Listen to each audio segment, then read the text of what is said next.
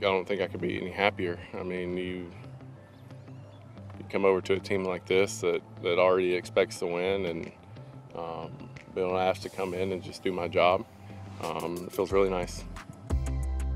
I'm Jesse with the Improbable podcast. If you don't want to get benched this season, don't strike out. Hit that like button, swing at the subscribe button, and hit a home run on that notification bell. You leave it all to, I mean, the situation there was a little muddled. You get over here and at least we're all assuming that you slot back into your very familiar, successful position. Well, kind of like when I showed up to camp to do whatever job that I was going to be asked to do. I mean, that was my mindset coming into camp. I knew the situation I was in, and I mean, that's been my mindset. I think, you know, coming over here, my mindset's going to be a little different. I'm going to be able to put some shoes on that I know that fit, and I mean, hopefully that turns into good results. How important was it for you? Is it for you mentally to be able to close? And how much of an adjustment was it last year to be in the 8th inning? Well, like I was just saying, it wasn't. It's nothing that I'm mad about. It's not like it's nothing that I was like I deserve to throw this inning. I deserve to throw that inning. It's nothing like that. If I take the ball in the 7th, 8th, or 9th, it doesn't matter. I'm still going out there giving the same effort.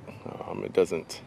Now, obviously, the numbers have shown that it's a little different, but that has nothing to do with my mentality going into the game or anything like that. So you don't feel more comfortable in the 9th inning? Like, obviously something that you've done for... Well, it's definitely familiar. I mean, it wasn't comfortable when I first started doing it. Right. You know, I guess over the years you get used to doing something over and over and over again. I guess you can say there's comfort there, but there's still adrenaline, excitement, all those things. That doesn't only come in the 9th inning. It comes at any point that you're given the ball. But I guess the numbers do show I'm more successful in that role.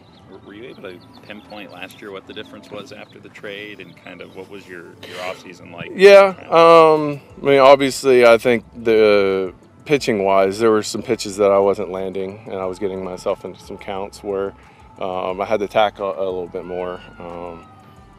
You know, sometimes in pitching-wise, it comes down to an at-bat. Obviously, over a course of multiple innings, you may say, well, you know, that just looks terrible, but sometimes it's just one at-bat that could go the opposite way, and outcomes look completely different.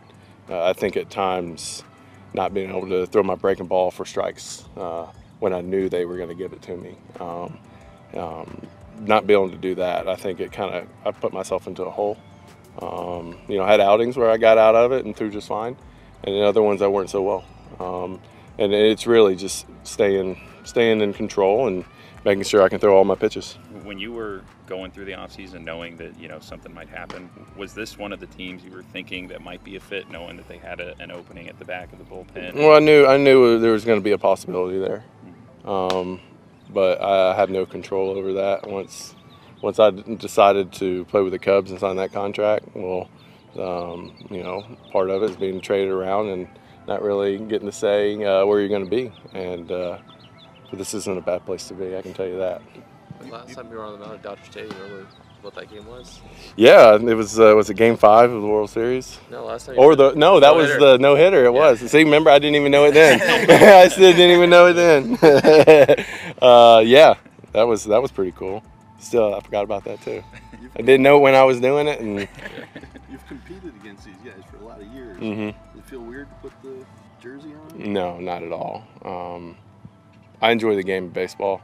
I enjoy competing. I enjoy standing out there on the mound and having a one-on-one matchup with a guy on the plate. That's what I love about the game.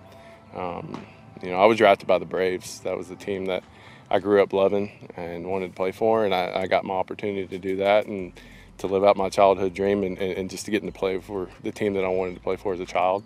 And ever since then, going from city to city, it's just improving and growing as a person and as a ball player and as a teammate. And each and every team that I'm on, I just try to focus on having a good time with the guys I get to spend time with.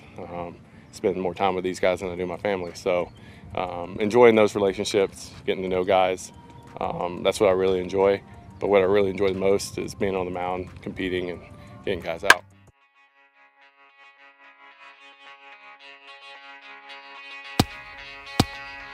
hit that like button, swing at the subscribe button, and hit a home run on that notification bell.